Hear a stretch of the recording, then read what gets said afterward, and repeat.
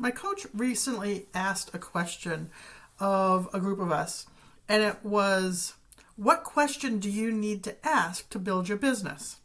Of course, you could also ask, what question do you need to ask to change your life, to heal, to make more money, to fill in the blank.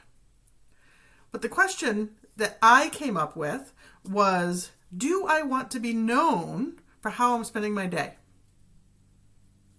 Do I want to be known for reading books all day? Do I want to be known for sitting in front of a computer all day? Do I want to be known for vegging in front of the TV? Do I want to be known for overeating? Do I want to be known for healing? Do I want to be known for hiking? Do I want to be known for spending time with my loved ones? Do I want to be known for loving, for having fun, for working my ass off, for, again, fill in the blank.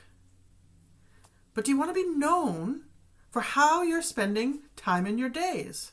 Because that's what we're doing. That's who we're showing up as, is the actions that we're taking. So look at where you're spending your time. Time is not something we can get back. And there's only so many hours in a day. So do you want to be known, by you anyway, if not others, for how you're spending your time?